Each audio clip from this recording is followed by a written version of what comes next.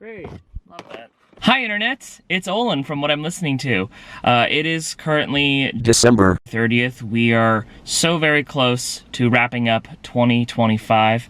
And when this time comes, as some of you might know, I like to take a trip to Berkeley.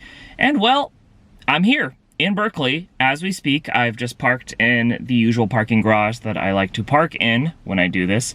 And I am armed with an envelope here that contains $450 of Amoeba credits, which is a lot. I think I had about that amount the last time I did this, and not only did I spend it all, I spent it all plus like an additional 100, so it was like a $500 transaction. I don't know if I'm going to do that today, but I said that last year, and that happened. I'm not really sure what I'm going to find. In fact, I don't really have that much that I'm going to be actively looking for, but the thing about Berkeley is I always find stuff that I never see at the SF location. So I imagine there's going to be that. I'm sure I will leave with at least one thing, maybe a bag full of things. We'll find out. But I'm going to stop recording and I'm going to mosey on over to the store and let the shopping begin. 3 hours later. Okay, I'm back. It's been about 3.5 hours since I pulled up to the store, and I successfully filled up a bag of goodies, and surprisingly, I still have about $103 in credit remaining, which is funny because I'm slightly disappointed that I didn't spend it all in one place, even though I said I didn't want to, but I managed to successfully leave with some, but that's okay that I didn't spend it all because there are some things at the SF store that I would like to purchase, so I will most likely use the credit at SF for the remaining stuff, and then I will show off all the goodies that I bought. It'll be a long video because there is a lot of stuff that I bought, but I did find so many good things at Berkeley. I don't know why I don't think I'm ever gonna not find stuff at Berkeley. I always do, and I did, and there's so much good shit that I left with. So tune in a second, because the next time you see me, it'll be a new year, but I'll have more stuff to show off to you. 16 paranoia-filled days later. All right, I am now back in the comfort of my own home, and it is January 15th, so Happy New Year. We are now in 2026, halfway through the month. I still have the bag full of all the goodies here. It's just been kind of sitting under my desk, anticipating me actually filming this damn video. I finally found the time, so let's just dive right in. Let's get going. I should preference, because I have so much stuff, I'm not going to edit in background music or feature samples of songs from each album I've talked about, because that'll just make the video way longer. This is already going to be a long video, but editing in music will just make it even more longer. So no added music, we're just going to talk about it. That's just going to be the vibe. Deal with it. I think what I might do is just take you through my journey of Amoeba and just talk about the sections I visited in the order that I did, and show you the things I picked up from those said sections here. Oh my gosh, there's so much crap. I can't even get it out of the bag. There we go. Should I just pile this nearby? Or should I take it out of the bag? I think I'm just gonna pile it nearby. Oh my lord, guys. I've really outdone myself this time. Put that over there. Throw that bag on the ground. Do a bit of adjusting here. Okay.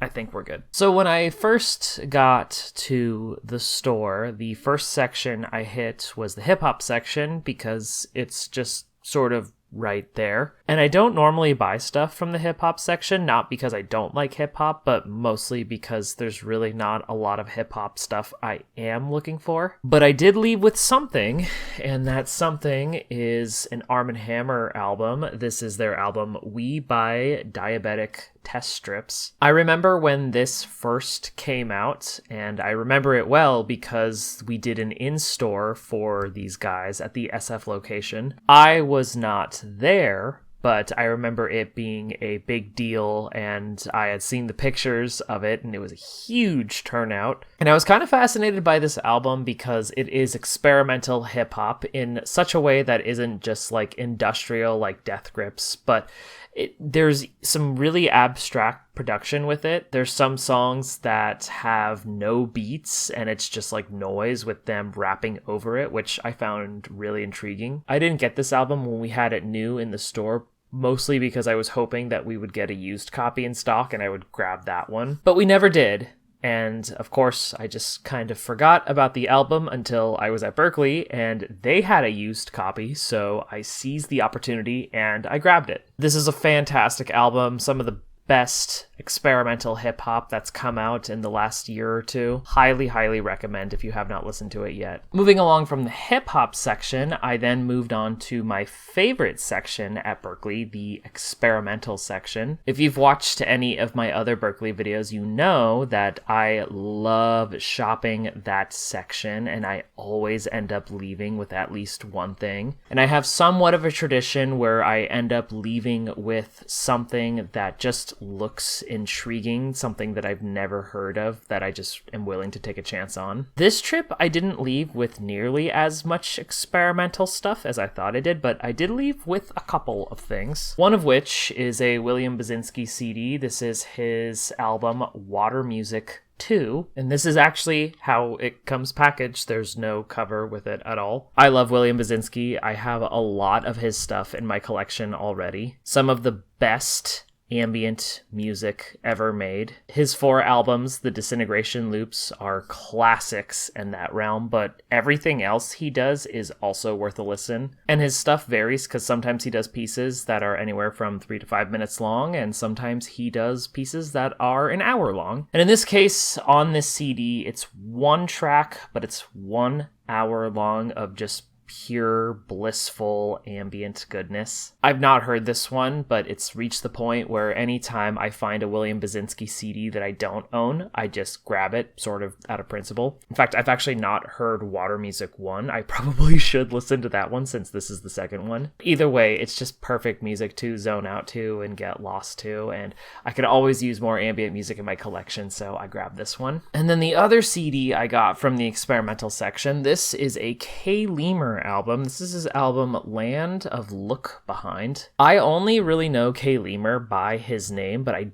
don't know anything about his music. Part of the reason I grabbed this was, one, I really wanted to familiarize myself with Leimer finally, but also I just thought this cover looked good. Anytime I see moody covers like this of like some kind of sunset or dusk or just something beautiful like this, I immediately know it's going to be something I'm interested in. I've discovered a lot of great ambient albums with covers like this, so I imagine this one is going to be similar. In fact, I don't know if it's actually ambient, who is to say, but he is an artist that's been on my radar for a while, so again, I'm going to familiarize myself with his work, starting with this album, and we will see where this takes me. Moving on from the experimental section, I went over to the electronica section, which is just right next to EXP, and I ended up finding a lot more stuff over there than I thought I would. The first thing I found was this Kuedo CD. This is his album Infinite Window. This is actually one I was really stoked to find because I remember when it first came out and I gave it a listen because, again,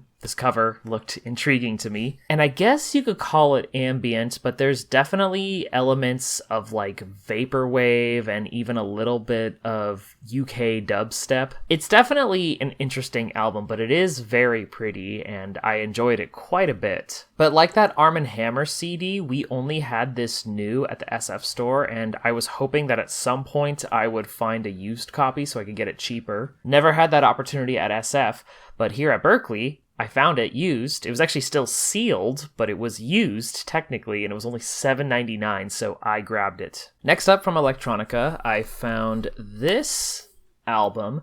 This is an artist named James Holden, and this is his album, Imagine This is a High-Dimensional Space of All Possibilities. Now, this is an album that I didn't know anything about. I don't even know who this artist is. I, once again, was intrigued by the cover, which features this sort of group of cute little animals at a table. Something about it just looked really cozy, and I was hoping that the music would be as cozy as this cover is insinuating. And when I looked it up on Discogs, it had tags for IDM and New Age, which again I thought was intriguing. So I took a total gamble on this one. Again, I don't know what this sounds like. I am hoping that it is a bit more on the New Age side of things, but even if it's IDM, I like that kind of stuff, so I'm sure I'll find some kind of enjoyment from this. Speaking of albums I've never heard of, next up I have this album. This is an artist named Steve Good, and this is his album Everything's Inside Everything Else. Another album that I was intrigued by the cover here, but also admittedly I was intrigued by it because it has this Japanese OE strip,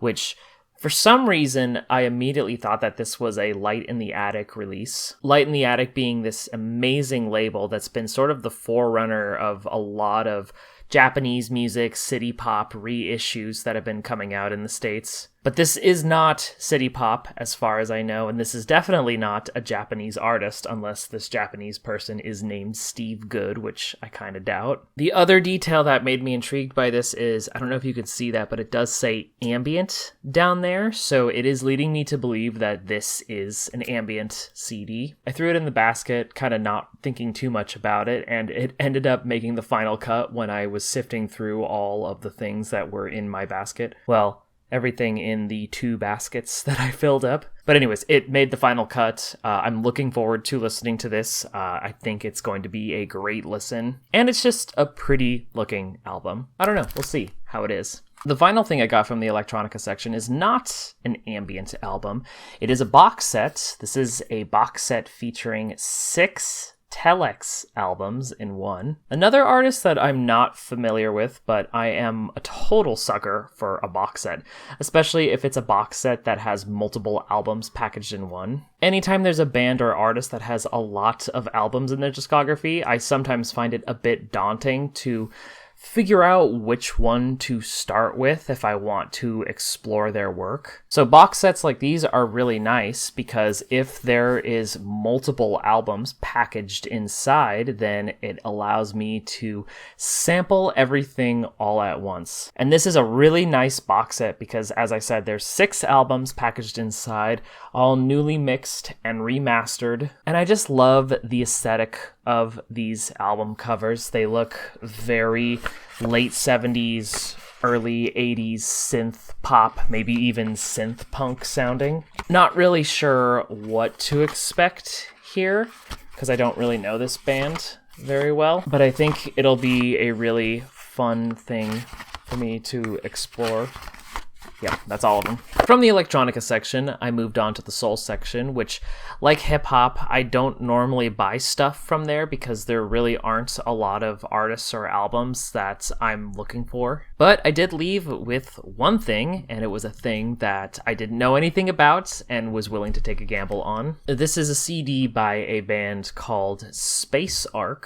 Mostly bought this because I thought this cover looked insane. These dudes in their cosmic outfits looking like they're at like some kind of space station or something. And also it was released on the label Mr. Bongo, which is a fantastic label that puts out excellent stuff. When I looked this up on Discogs, I found that this band only had like 2 or 3 albums in their discography, which was actually kind of a selling point for me. I like discovering forgotten bands that don't have a lot of music under their belt. In my mind, they had the intention of releasing a lot of music, but they only ended up releasing 1 or 2 albums before they split or called it quits or whatever. And after those albums are released, unless they got popular at the time, they typically fade into obscurity. But then along comes a label like Mr. Bongo, or even a label like Numero Group and Light in the Attic, who unearth these albums and reissue them, bringing them attention to a new audience. So I found this CD, saw the cover, thought that was spectacular,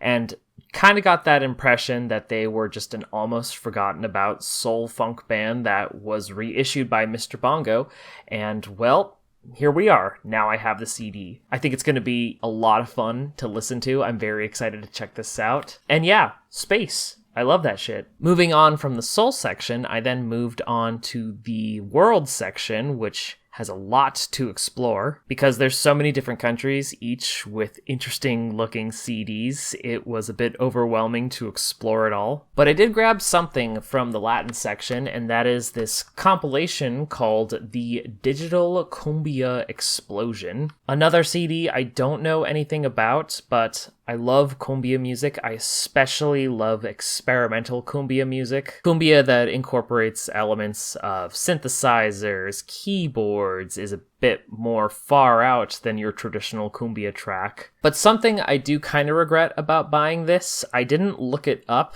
in the moment. I just saw it and threw it in my basket without thinking. When I did look it up on Discogs, I noticed that this is actually mixed, meaning that each song kind of blends into one another as if this is like some kind of DJ mix. Mixed CDs aren't really something that I gravitate towards because I like having each individual track as like a standalone thing. But I can't complain too much because I'm sure the DJ who catered this selection knows their stuff, and I'm sure everything on here is fantastic. And if anything, this will be a gateway into exploring more digital cumbia music. From the world section, I then moved on to a very unique section, unique to the Berkeley store, called the International Rock section, also known as the iRock section. Now, I know I said that the experimental section is my favorite, but I think at this point the iRock section has overtaken that. And that's because every time I go to the iRock section, I am just overwhelmed by the sheer amount of great stuff I find there. It's often filled with stuff that I've never heard of but looks incredible and I want to listen to it,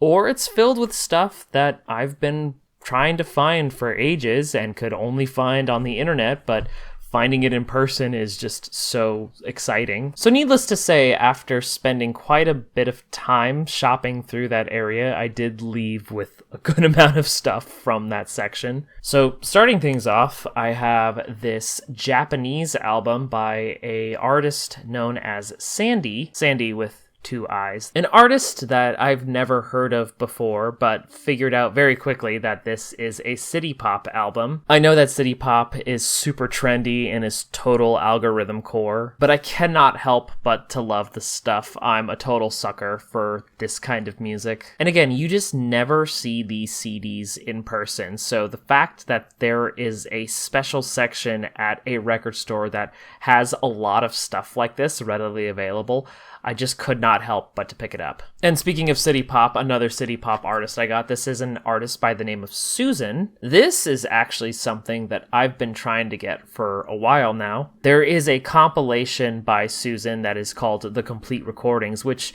is one of those comps that has 2 albums packaged in one. And while this CD is not that compilation, this is one of the albums that's on that compilation, and it's the one I believe you should have. She doesn't have a lot of albums in her discography, but I think this is the best one to have. Next up, I have more Japanese music. This is a band called the Sadistic Mika Band. I don't know if I would necessarily call this band city pop, but they do tend to get lumped into other city pop acts because of the era that they were around. But I also think it's because that Masayoshi Takanaka was in this band before he became known as the solo act that he is known for now. But the Sadistic Mika Band is pretty similar to his solo albums, and I mean, if you just look at this cover, these people skydiving and looking like they're having the time of their lives, that to me just is the same exact aesthetic as a Masayoshi Takanaka solo album. And it has an employee recommendation sticker on it, Prog Funk That Slays. That was enough for me to grab this one. Keeping on with the Japanese pop, next up I have a Haruomi Hosono CD. This is his album Bon Voyage. Haruomi Hosono, of course, being best known as a member of the Yellow Magic Orchestra. Most of his solo albums, especially from the 70s 70s or 80s are absolutely worth listening to. And this is kind of a funny era for him because he was doing weird nautical lounge music that's kind of in the same vein of Jimmy Buffett. I guess you could call it yacht rock.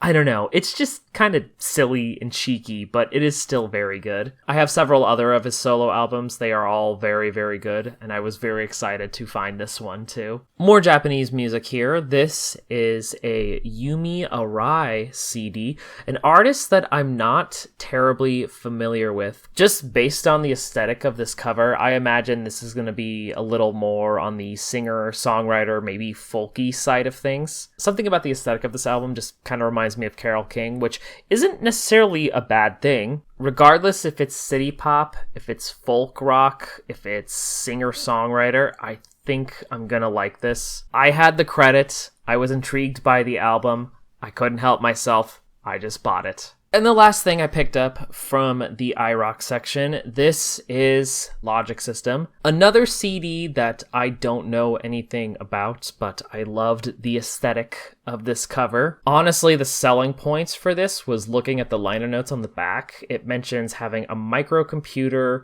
an electric guitar, and an electric violin. That just sounds so cool, and coupled with this really cool looking artwork, I just thought this has got to be sick, so I'm gonna buy this. Moving on from the iRock section, I then stumbled on to the New Age section and ended up finding a couple of fun things from there. This one is another Japanese artist by the name of Azuma, and another something I know nothing about, but I thought the cover looked cool, and I thought this picture of him on the back with his sweet mustache was cool too. This is probably gonna be ooey gooey cheesy new age music at its finest, but I love that stuff and I'm willing to take a chance on something that I don't know just for fun. So this one should be a very exciting listen. And on the topic of ooey gooey cheese, this next CD I think is the thing I'm the most excited about.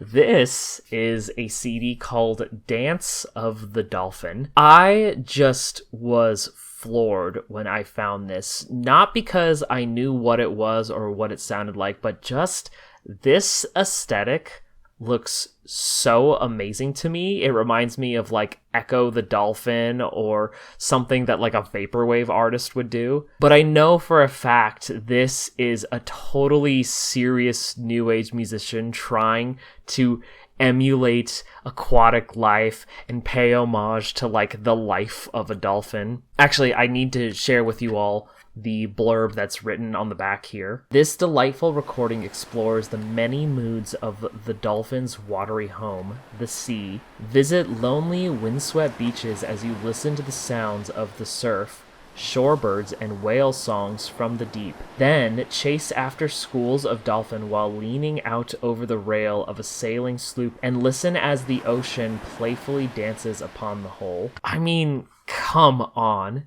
That just sounds so amazing to me. This could be the worst thing that I've heard, but it also very well could be the best thing that I've heard. I was absolutely willing to take that gamble. It is just so ridiculous. I'm just so excited to listen to this. So after exploring all the other sections, I usually save the rock section for last because it is the biggest section in the store and usually takes me the longest to go through, mostly because I slowly make my way down the alphabet, flipping through nearly every CD that's there, and I ended up leaving with a large stack from that section. I know I picked out a lot from the other sections in total, but nothing compares to the amount of stuff that I picked out from rock. So let's just go into that then. And the first thing I picked up was this Angels of Light CD, an album that I actually used to own a long time ago, but I got rid of in one of my many purges. Angels of Light being a Michael Giro project after he broke up Swan sometime in the early to mid 2000s. And they're an interesting band because though they do have some Swans elements, they're more alt-country, folk,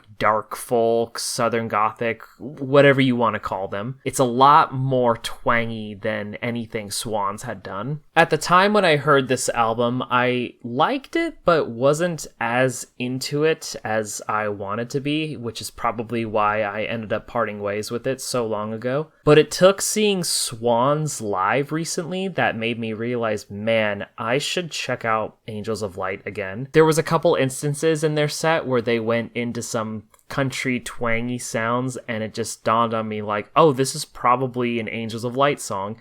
I should probably re-explore their stuff. The one song I do remember off this album is the first track called Evangeline. I always thought that song was really pretty and kind of creepy in a Michael Gira Swans sort of way. But either way, I found this used at the Berkeley store, and I decided, let's get it again and let's see how I feel about it now. Next up from the rock section, I have a twofer.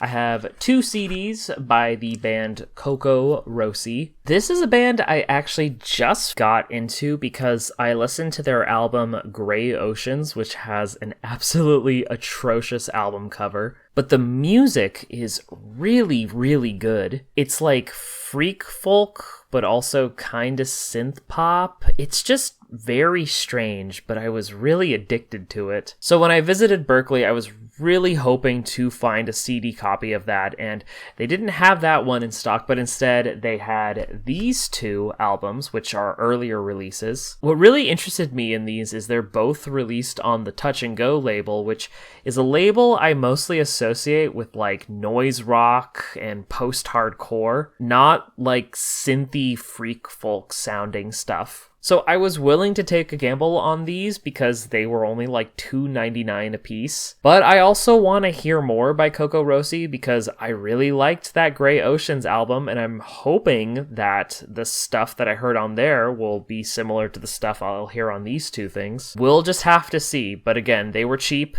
and I had the credit, and I just thought, why not? Next up, I have a Lambchop album. This is their album Nixon. This is an absolutely fantastic alt-country album, and even calling it alt-country doesn't adequately explain how it sounds. I love how psychedelic it is. I love the strings. I love the weird vocal delivery. I like to call this kind of music dusk music because I just imagine listening to this while watching the sun go down and just kind of having this magical experience. It reminds me so much of Willie Nelson's Stardust or Sturgill Simpson's A Sailor's Guide to Earth.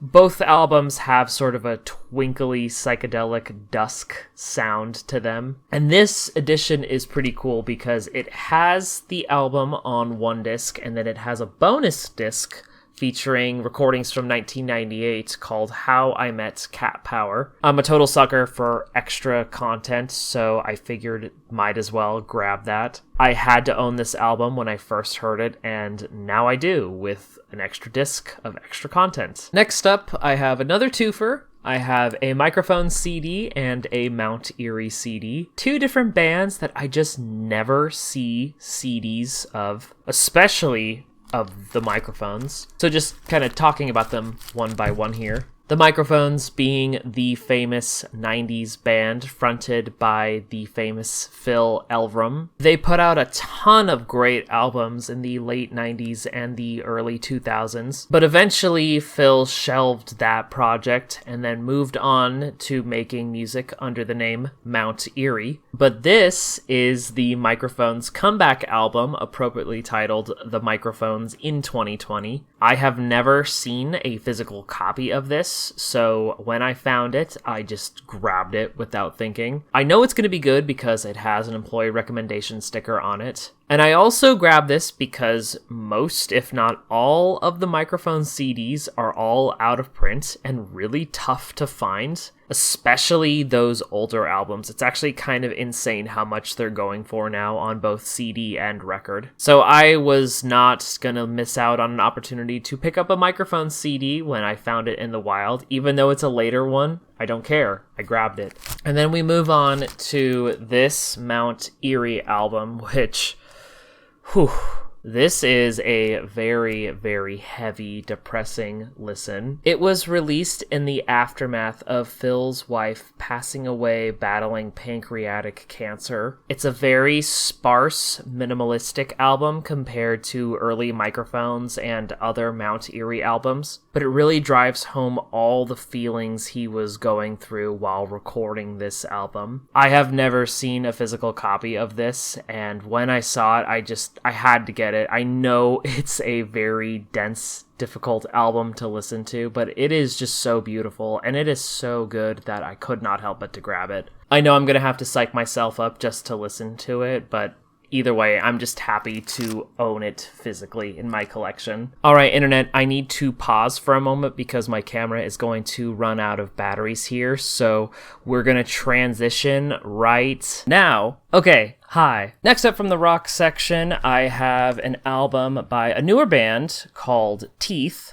This one is very, very good. Definitely a highlight of 2025. Very nice, modern slowcore in the same vein of Duster and Low, and maybe a little bit of Bedhead. It's got kind of a crazy cover here. I don't know if this quite represents what this album sounds like, but if you like slowcore, then it's definitely something worth checking out. Found this used, was very hyped that it was used because it was only $9.99 as opposed to the $16.98 that we're selling it new for at the SF location. So yeah, a definite highlight of 2025, and I just like slowcore, so I got it. Next up, I got an album by an artist called Jucifer. This band's pretty cool. They're credited as groove metal and sludge metal, but I would honestly go as far as calling them nu metal, which nu metal is very trendy lately. Anything 90s and 2000s is very trendy. So I'm kind of surprised there hasn't been an interest in this band. Maybe I guess they're just too obscure. I love nu metal. I've always loved nu metal. One of my favorite genres when I was in high school, and even as an adult, I still go back and listen to it, along with all the newer bands that are making nu metal. Yes, there are newer bands that are making it, but this is an older one. It's a classic. It's pretty underground, but it's very, very good. Next up, I have some shoegaze. This is a band called Young Prisms. I believe this band is actually local. I saw this band open for Love Lies Crushing and the Swirlies, which was an incredible, incredible set. But I thought these guys were really, really good. So after seeing their set, I just went out and tried to find as much of their stuff as I could. They only have a handful of albums in their discography, and whenever I found them, they've been ridiculously cheap, this copy included. And as of now, buying this album, I now have all the albums in their discography. Again, they only have a handful, but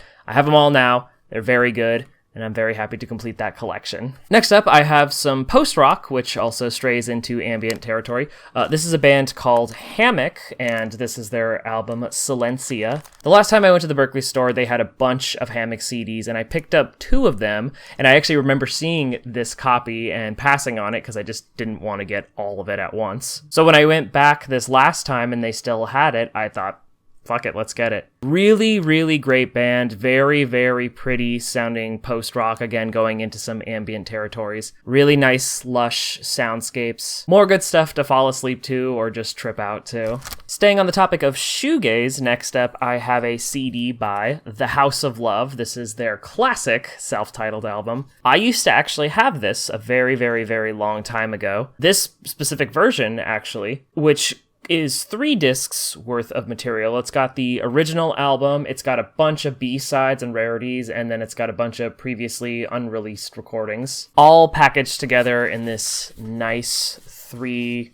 4, 5 panel booklet. What's even cooler is this was sealed when I found it, and it was only $20, which is pretty cheap considering that there's copies going on Discogs for like way more than that. But money aside, this is a great album. Some really classic proto-shoegaze stuff is on here, Christine being one of them. And honestly, all the other content on here is very cool to have, so I'm very happy to own this one again. Next up, I got some No Wave. This is a band called Mars, and this is the complete studio recordings. I don't know too much about this band, apart from the fact that they appear on the No New York compilation, which is very famous as far as no wave goes. So partly partly because it was there in person and partly because it had a recommendation sticker from an employee on it. I thought we might as well give this one a listen. I could always use more no wave in my collection. Next up, I have a bit of a wild card here. This is an album called The Wild Places by a band called Touch. I'll be completely honest, I don't know what this album sounds like, but I have seen this album cover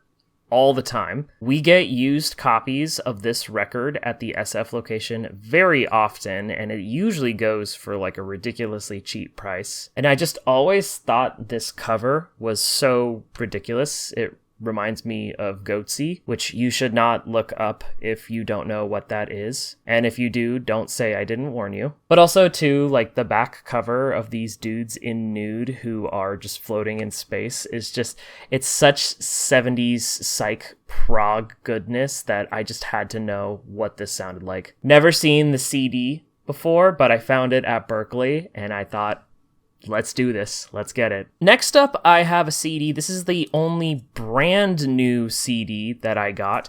This is an artist called Sam Fender, and this is his album People Watching. This is one of those albums where when it first came out, I didn't think anything of it. I just wrote it off as another generic pop artist. But when I found out that it was produced by the dude from The War on Drugs, that piqued my curiosity because I am a big fan of that band. And I ended up really enjoying the stuff I heard off of this album. Now, you could say it's pretty derivative. It sounds a lot like The War on Drugs, The Killers, and a lot of classic Heartland rock. But I love that sound, and I thought these songs were just really, really solid. There is something just very pleasant and nostalgic and warm about Heartland rock that I can't help but to love. And this particular version is an expanded version, so it's got 2 discs worth of music. Disc 1 being the original album, and disc 2 being just a bunch of extra goodies. Since I liked this album when I first heard it, and I had all that credit to spend, I just thought,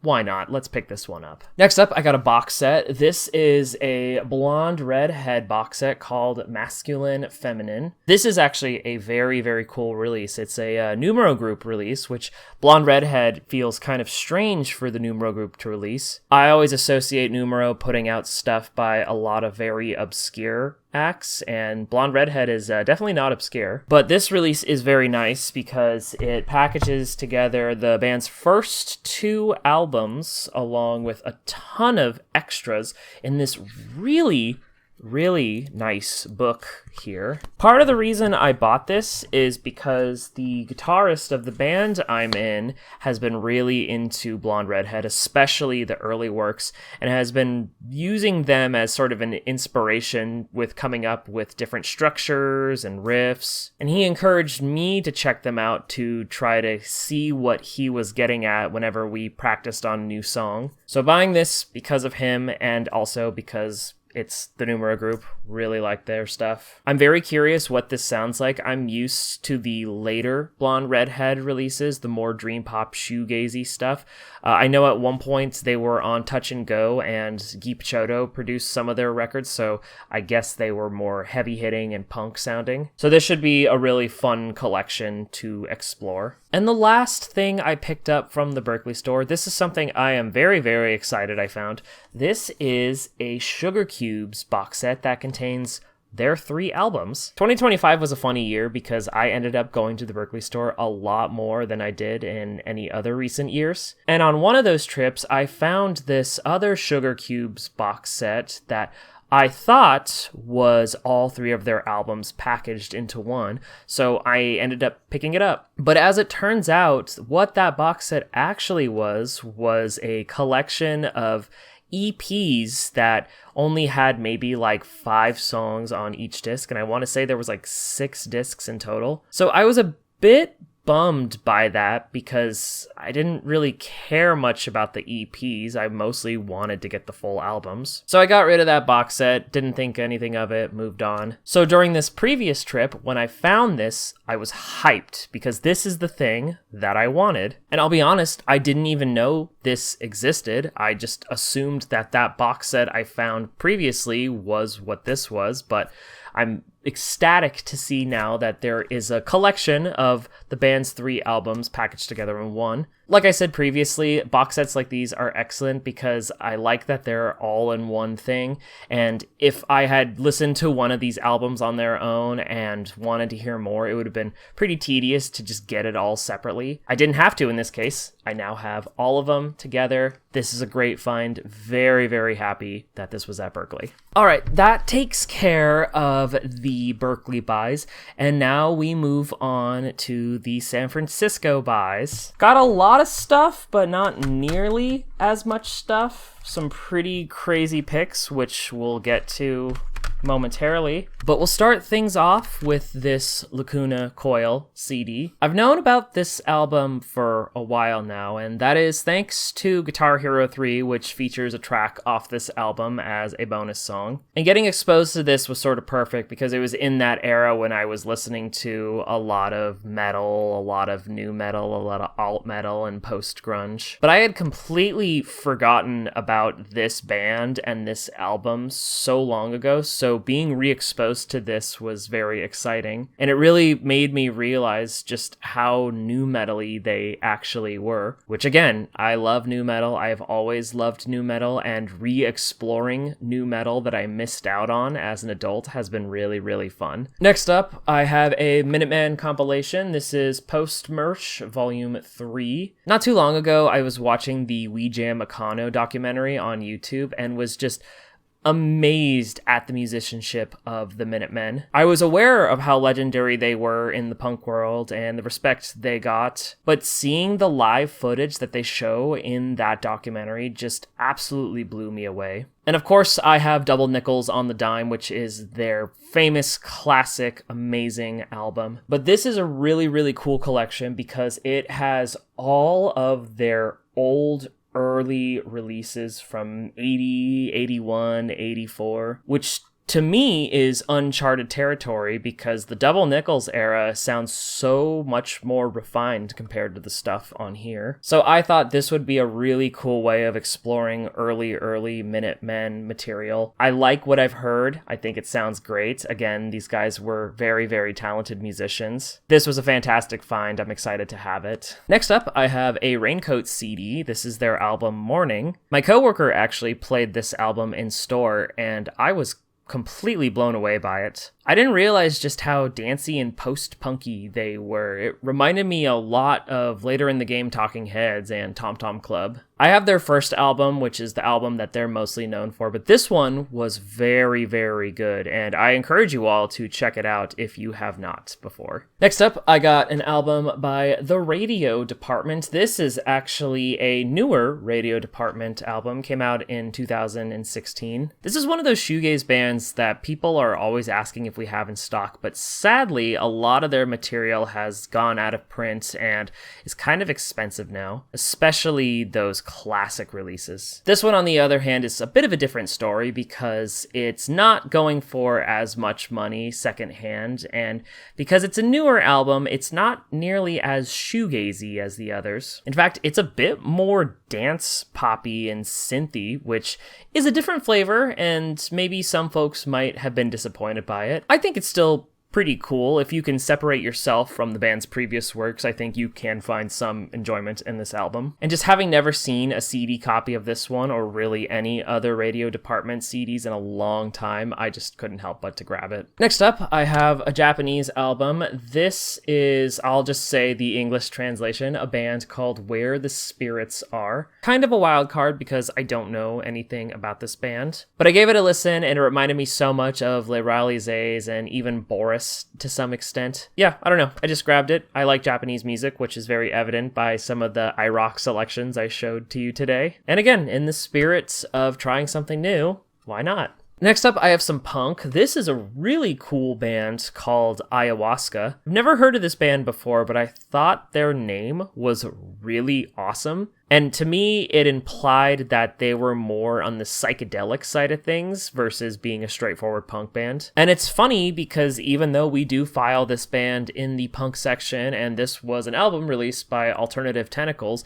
they sound more heavy metal than anything. Like a classic Sabbath kind of metal, with a little hint of psychedelia, which was nice to hear. A really great find. I absolutely recommend you all check it out if you haven't. Next up, I have more psych rock. This is an Argentinian band called Color Humano. This is actually something that I've been wanting to find for quite some time, this particular version, which has 2 albums packaged together in one. This is just really solid acid freak-out rock from the 70s. I never see this band's material on CD, so the fact that we happened to get a copy of this in stock, I grabbed it immediately. I find this packaging really hilarious because it looks so truck stop and ghetto that you might even think that this is a bootleg. But the fact that it's an official release makes it all the more hilarious to me. I don't know, I love stuff like this. Next up, I have a comp by the legendary post-rock band Bark Psychosis. This is a cool comp because it collects a bunch of early releases they only put out on EP. They only have 2 full-length albums in their discography and a ton of EPs they released over the years.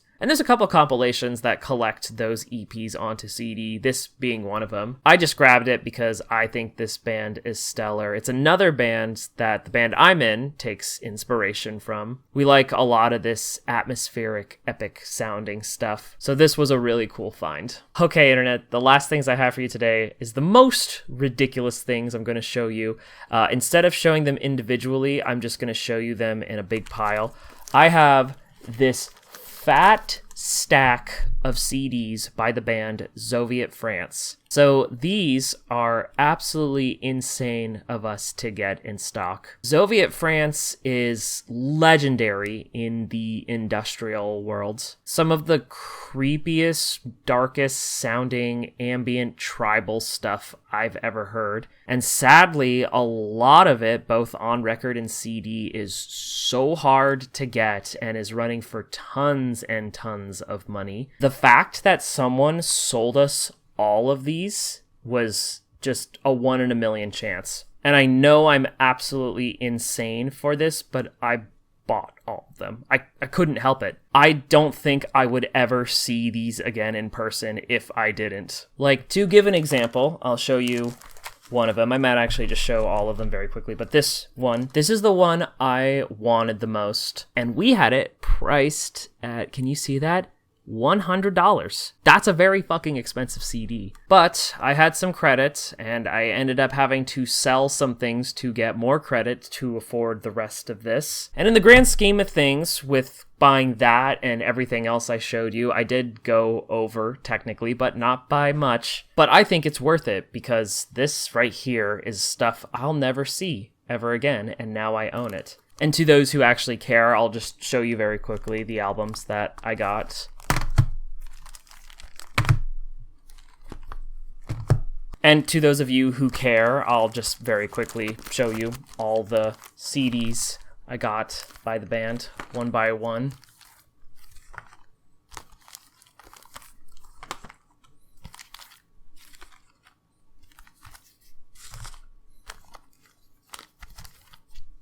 This one was the second most expensive, going for $75. And with that being said, that's all of it.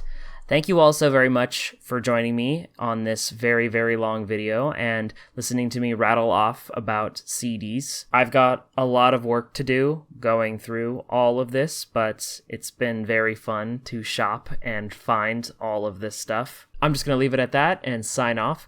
Happy New Year's to you all. Hope your 2026 goes very, very well. And this is Olin from What I'm Listening To, signing out. Goodbye.